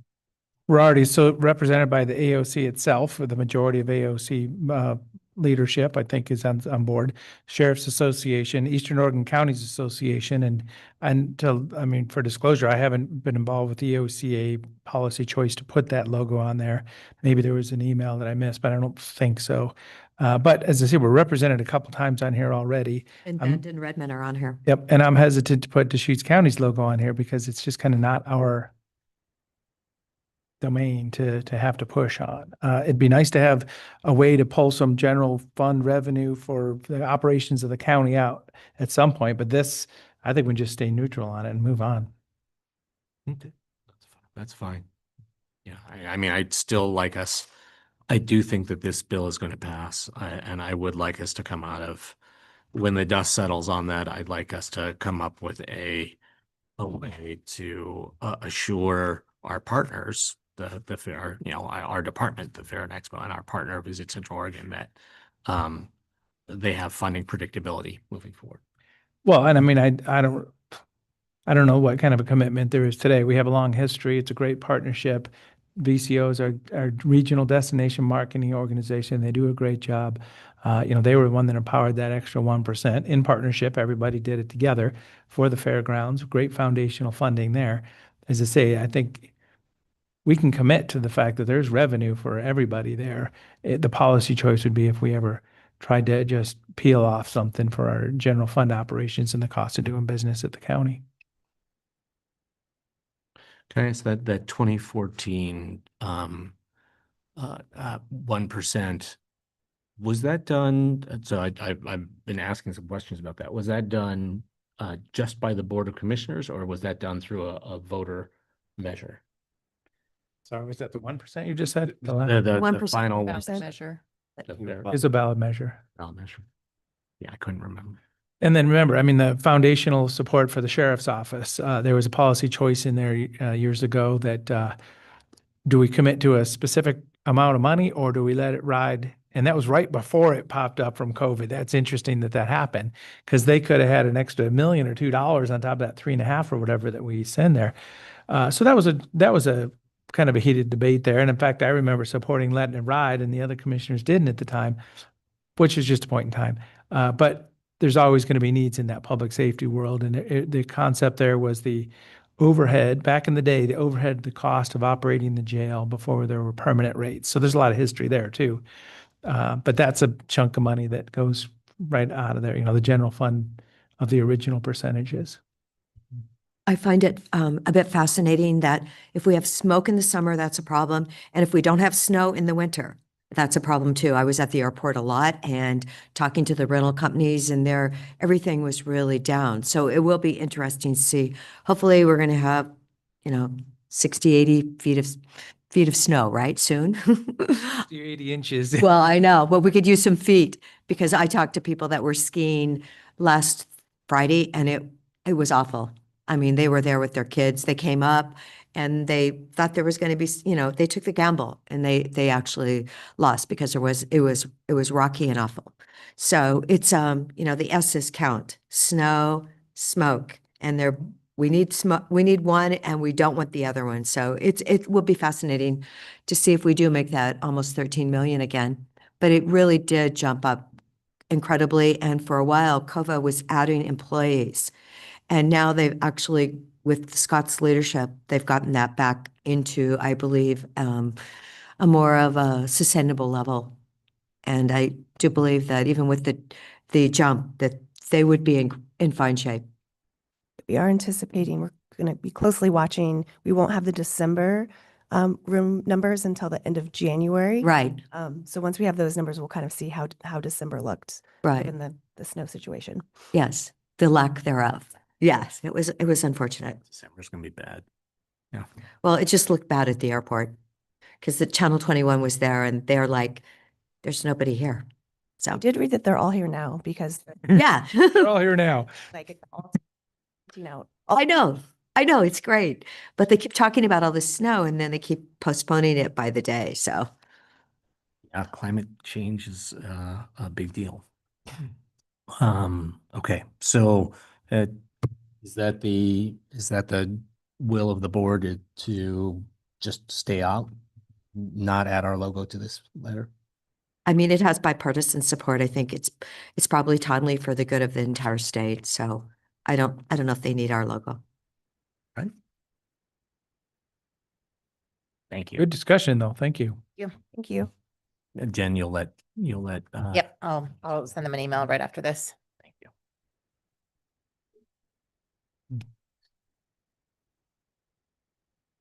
Okay.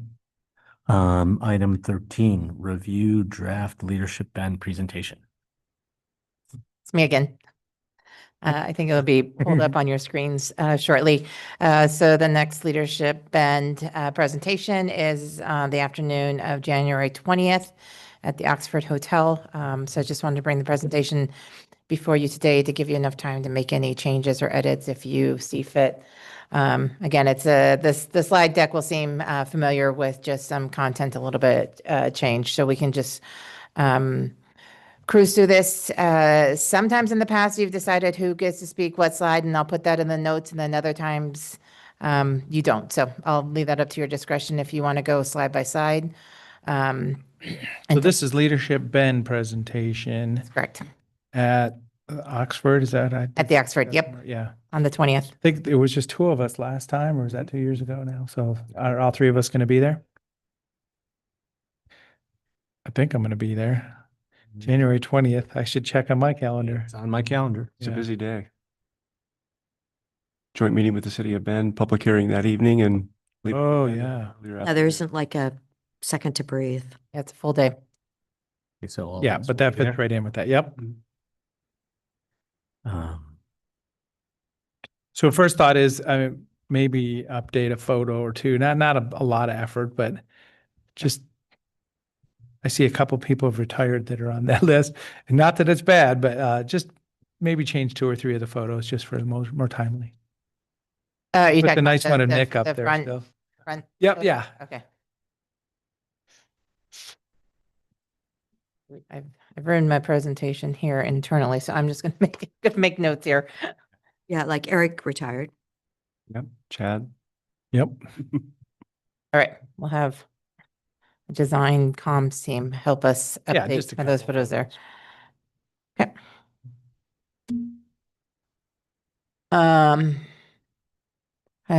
Any comments on this slide? Nope. Next slide, this is the standard AOC video. I've tested it several times, so the video does play. You think it? Up today. Although all of a sudden, Oh. Sure it does. I just jinxed myself. I Oh, definitely, after the setup in the room. yeah, when you get to when we get to whatever location, you can test it then. yeah, sounds good.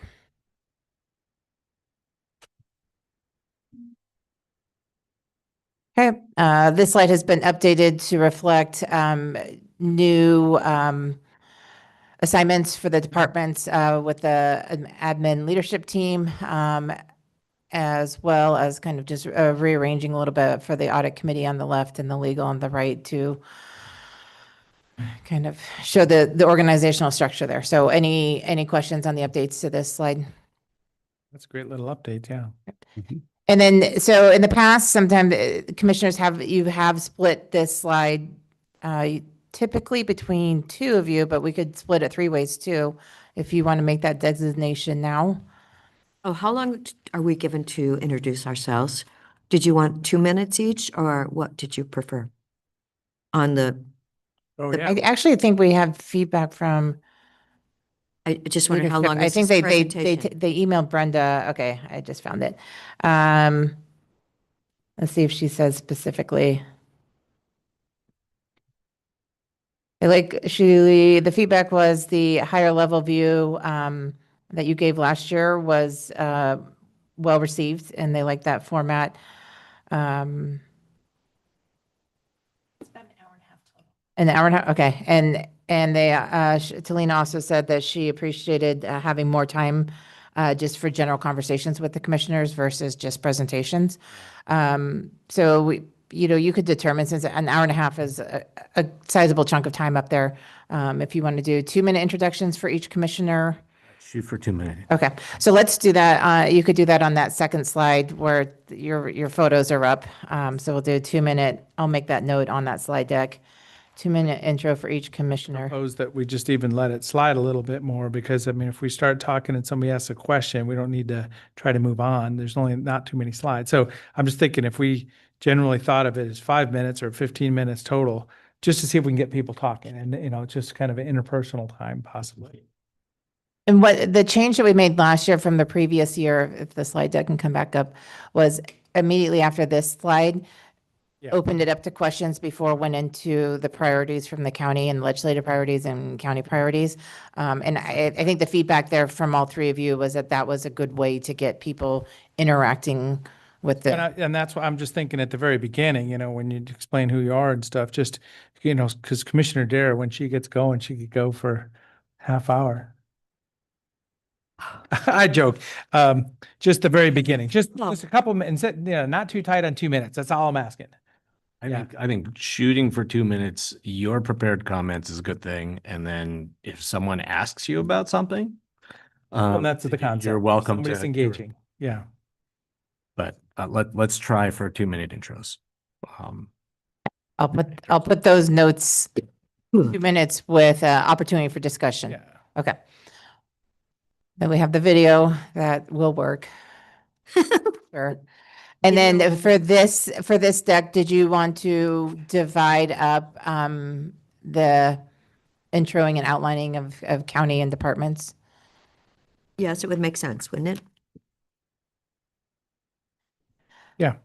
So I know in last year, there was only two of you. So one commissioner took one half and the other commissioner took the other half. Now there's three of you. You could do it several different ways. You could talk about one commissioner could take the elected officials at the top, and then the other two commissioners could divide the departments or any variety thereof. And that's fine. How about, you know, since I'm serving as chair, how about I kind of frame up the first two slides, you know, which are, you know, minimal content, and then the two of you divide this slide. Okay, that's fine.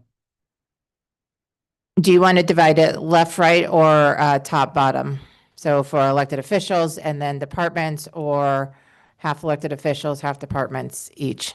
I'm seeing top and bottom. Yeah. So we'll do, since Commissioner DeBonne, do you want to do elected officials and Commissioner Dare do departments? Sure, I'm happy. Yeah. And you know, before we move on to that, from that slide, I mean, if Commissioner Chang, you want to fill in anything, because we could talk about this for an hour if we're not careful, but, you know, we'll just talk about the elected officials and different folks, and then I'll talk about the internal, if there's anything else you want to add to it. Sounds good. Great. And then as previously discussed for this slide is an opportunity to kind of start the conversation rolling if it isn't already, to be more interactive with the group. Okay. And now we have some county updates here. These are just suggested county updates. I feel like I'm very loud. I can go through them one by one, or if you have any feedback, whatever your preference is here, we can take any out, we can put more in. But this was just kind of a starting point with myself and discussing with Nick and Whitney and Eric. Since we are talking to Leadership Bend, I think it's important for us to give an update about the temporary safe stay area and homelessness response in the Bend vicinity. So I can add a bullet point in there that's going to say temporary safe stay area / homelessness response. Sure, I remember that sounds. Do you want to take out any bullets in there? It's pretty packed already. I did put the district mapping in as Nick just previously mentioned. This meeting is going to be right before, or a couple hours before, the first public hearing for the district mapping recommendations, and then the second public hearing will be the next morning. So I thought that was important to at least highlight the fact that public hearings are coming up on that, as well as the commissioner expansion. But we can leave all of them in and add one more bullet point. We can put commissioner expansions last, mapping, and Okay. And then the other one. The only other one I would suggest, I was going to add to that one as well, Commissioner expansion, I was going to say, and county transitions. Beginning last summer through this next summer, certainly there's the county expansion, but last summer we had our two biggest department heads turn over, the health services and sheriff, as well as human resources director. And now we're in the process of filling solid waste director, Fair and Expo director, and our assessor has announced he's not going to run for re-election. So I'm just thinking about the context. There's a real big leadership transition with the county, and whether you want to mention it or not, certainly your call, but it's a lot of change that we're I think experiencing. you were pretty involved last year because I there was. was the two of us and then you were able to jump in. So, I mean, and I don't mind. I mean, that's good. if I you really, get in I and actually jump in. really like that. Yeah. Can I just ask, so the downtown campus master plan, what are we going to say about that? I mean, clearly something like the courthouse expansion, people can see it. They've experienced the kind of, kind of the additive disruption of that project, to everything that's happening on Greenwood. And so definitely a good thing to mention, but I can imagine the downtown campus master plan being important to people who are concerned about downtown Bend, but but I'm not sure what we're going to say about it. Mhm. And depending on what we're going to say about it, it may or may not be urgent to cover in this presentation. I'm happy to, and you can keep it in or not. And maybe this is the good year to include it, or maybe next year's a better year to include it. But the snapshot is this is a 15-acre campus in the heart of Bend that we've never really had a plan for. And so we're looking at space utilization. How do you maneuver in and out of when do you know when you're in the campus and when you're not?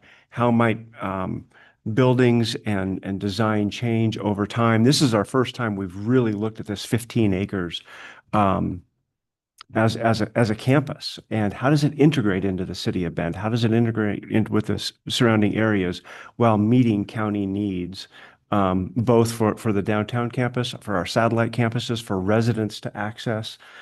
There's a lot of components to it, but if you'd prefer, it's something we could postpone for a year from now when we're much further down that path, given the time constraints that you may or may not have. Certainly your call. Or it's a great bullet point for you to add to yours. Yeah, I mean, Nick, you did a great job of There you go. just encapsulating that in a minute or two. I'd be comfortable just Great. in keeping it and having you cover that one. Happy to. Okay. Okay. Do you want to divide up these priorities or the under county updates? Do you want to divide up now who's going to discuss each one of these bullet points, including the couple that we've added? As a starting point, as I say, I mean, it's just the three of us. So, I mean, if somebody wants to add something on any topic, I don't think that's a problem. But I see us, having 2, 2, and 2. This is a structure to get through this thing. Mm-hmm.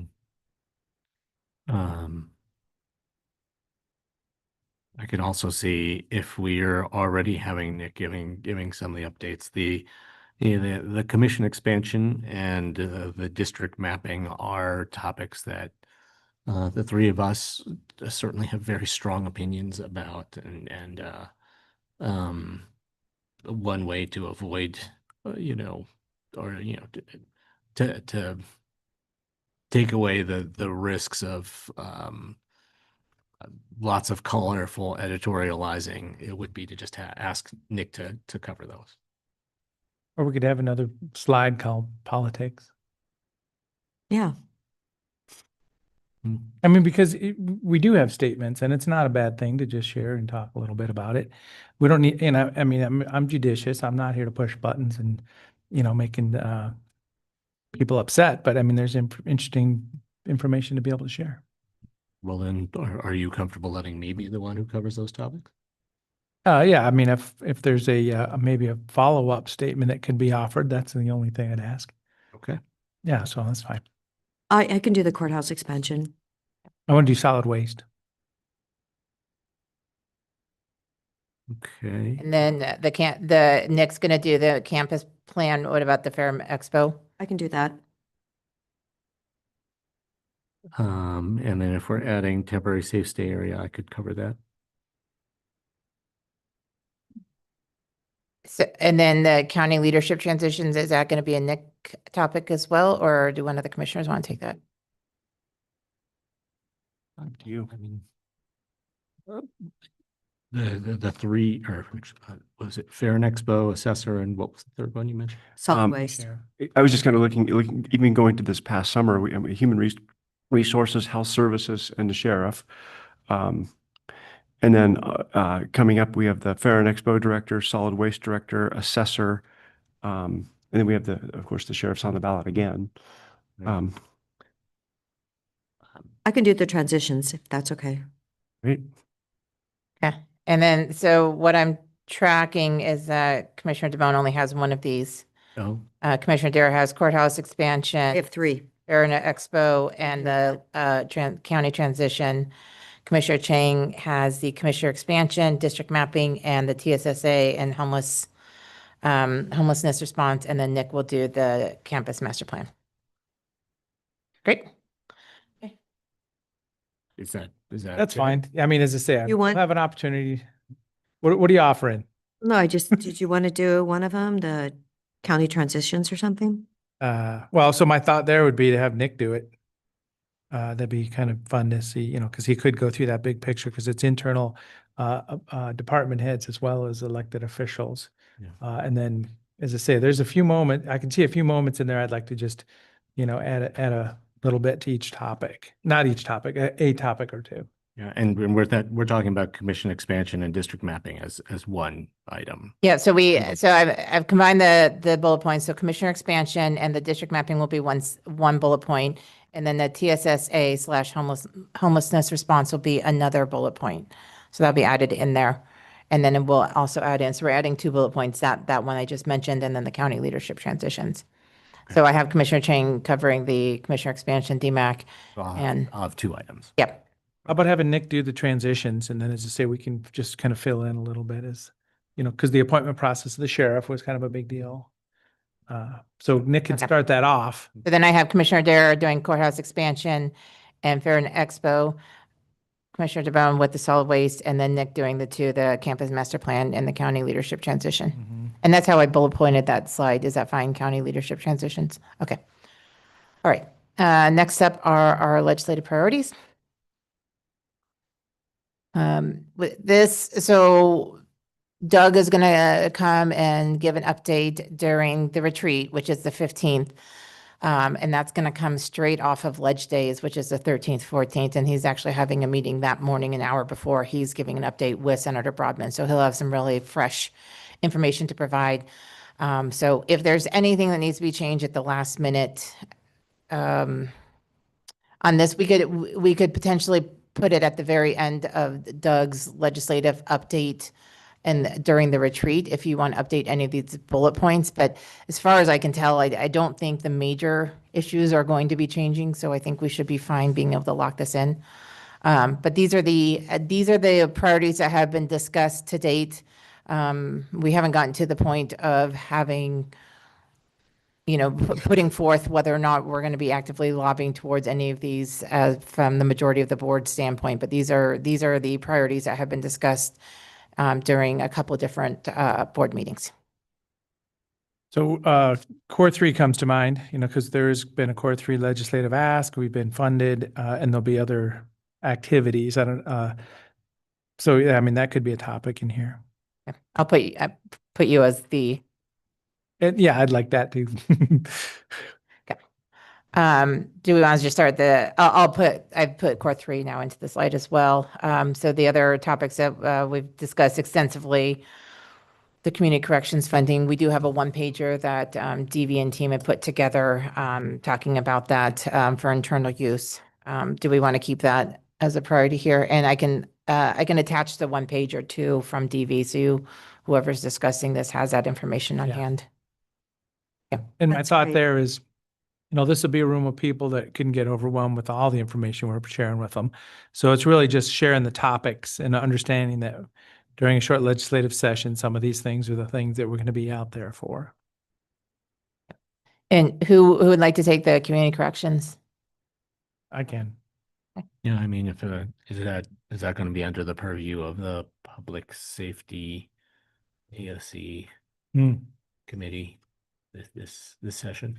Yeah, so as I think we're still trying to figure out what the legislative items are going to be, and our first meeting's Friday morning at 8. So I'll be up to speed on that. Okay. And next we have behavioral health and public health modernization funding. Both fall under our health services department. in the past, we've talked about those as two kind of separate topics, but can combine them under one bullet or keep them as is or remove them. I'd be happy to cover one of those or both of them, but I also. I'll do the behavioral health if you don't mind. Because I really want to do I'd like to do the transportation item. Okay, so Commissioner Jer, behavioral health, should I put Commissioner Chang as public health and transportation? Yep. And then do we, given today's previous agenda item on the TLT, do we want to just remove this Yes. bullet point? Okay. Well, for Visit Bend and Visit Central Oregon, both of them are pretty big operations. I think we should mention it. The fact that we're neutral does, basically we can see it coming. I think it's going to be, but we should talk about it a little bit. Yeah. And the city of Bend, I mean, this is Leadership Bend. The city of Bend is a big supporter behind the legislation. So do I want to put Commissioner Dare, the other two commissioners each have 2 bullet points here. So now we'll end up with 2, 4, 6 bullet points. So we could do 2 each. Are you comfortable talking about TLT, Commissioner Dare? Sure. Or if you wanted to do public health modernization, I could do TLT also. No, I'd rather do TLT. Okay. Anything else for this slide? Nope. Next up is just a standard get involved. I just checked this morning again. We don't currently have any committee volunteer open positions, at least not listed on our website that I'm aware of. So these are just our standard links of resources. Maybe have a list of, for us, we could have it in our hand, but the Planning Commission, Behavioral Health, Public Health Advisory Committee, all those different things. We could list some of that. So I'll just provide a list of advisory boards and committees. Yeah. Wolf Committee.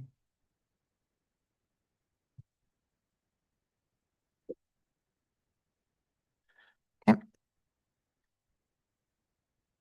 Does anyone do you want to sign out this slide, or do you want to just have this slide be open discussion? No, it's good to remind them about County College. So yeah, 1, 2, 3. Yeah, it's good. Can we just do Commissioner Chang, Commissioner Dare, and myself? Okay. So get involved will be Commissioner Chang. Jobs will be Commissioner DeBonne. County College, Commissioner Dare. Is that good? Is that fine? Good. And then the last slide here is just another opportunity to open the floor up. Great. So, you're going to be there with us, Nick? Yes. And you'll be participating. So, an introduction may be appropriate too. So, I don't mind adding that somehow in there because we think of it as the Board of Commissioners, Deschutes County Commission, but I don't know either. So we could go, can you pop the presentation back up, Kim? Thank you. So we could, at the very beginning, I don't know if you want Nick to kick it off because Nick could open with this slide and then we could go to the commissioners, or Nick could just also speak here. We could do 10 minutes for this slide and do 2 minutes each and 2 minutes for Nick. Or when you get to the org chart, you could just introduce me at that point. And that point, Yeah, maybe that's the way to go. Okay, so we'll do brief remark if that's. Yeah. Commissioner introductions on this slide, and then Nick introduction on this slide. So currently on this slide, Commissioner DeBonne is doing the elected officials. So Commissioner DeBonne, you can introduce Nick. Nick can give his update, and then Commissioner DeBonne can finish with the rest of the elected officials, and then Commissioner Dare can go into the departments. And Does that work for flow? As we're starting too. Oh, yeah. Yeah. And then I just would introduce myself for 30 seconds at most, and that as you maybe transition. Yep, exactly. Great. Okay.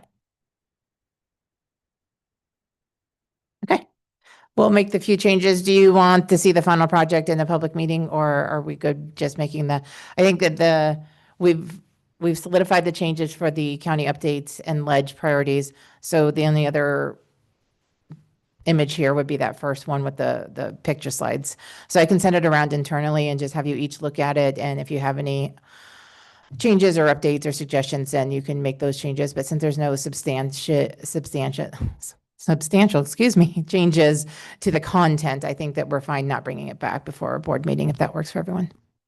Yep. Okay, great. That's all I had. Thank you.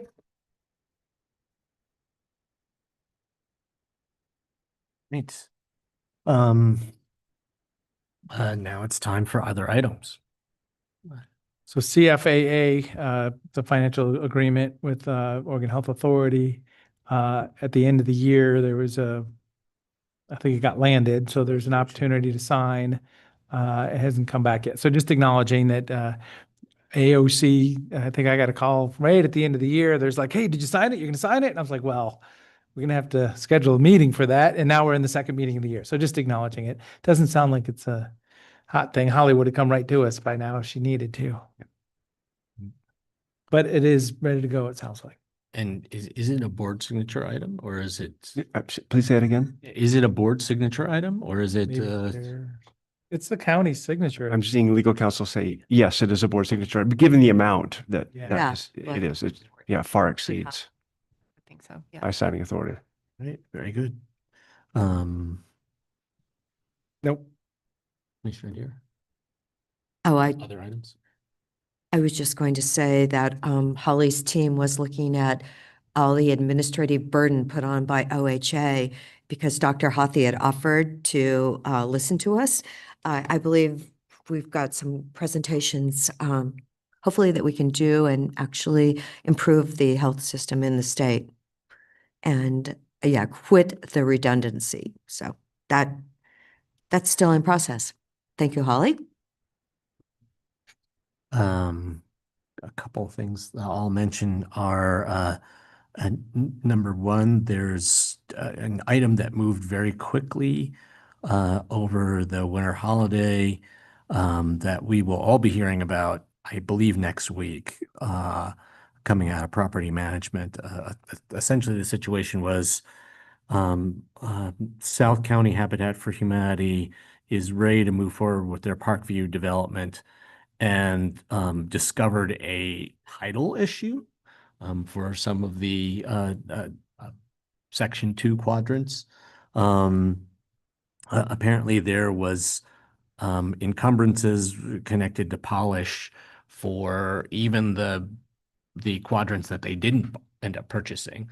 So Christie has been clearing those up so that the Parkview development can get their OHCS funding and move forward quickly. And we'll be hearing about that next week. So just, Christie suggested that I raise it during other items today, just so nobody would be surprised. And the one other thing that she said about this is that she will be dealing with all of the encumbrances across all the quadrants, not just for the Parkview property, so that we will be able to proceed more smoothly in the future with other parts of quadrants 2A and 2D. So there's that.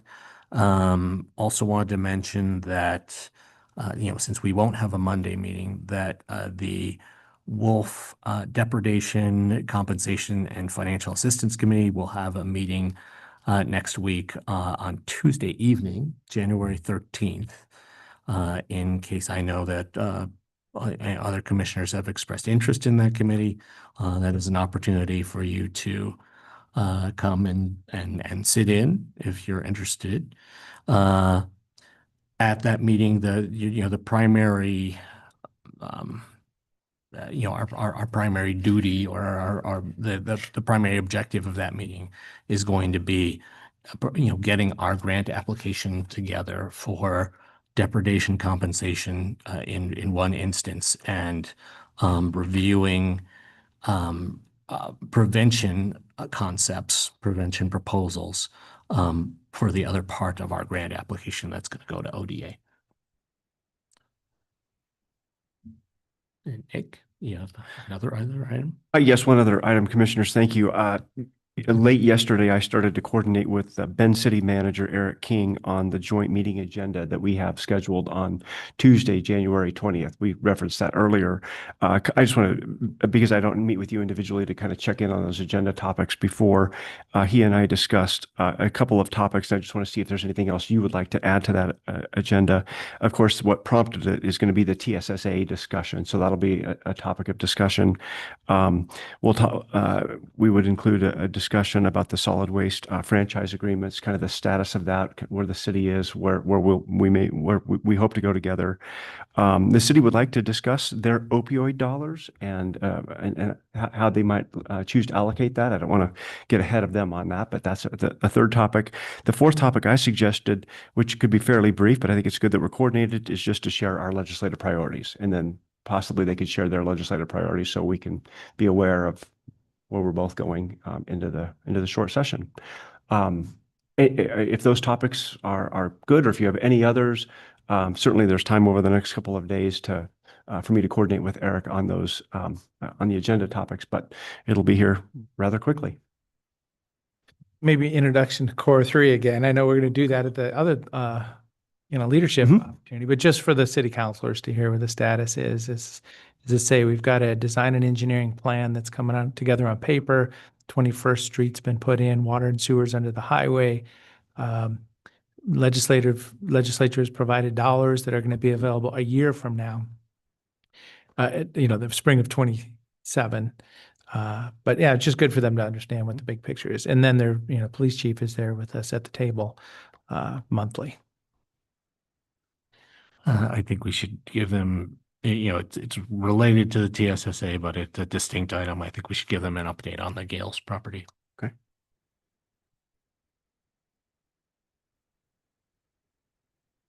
Great. Thank you. That's all I have. Okay. Any other items? Well, then I believe we are adjourned. Thank you. Thank you.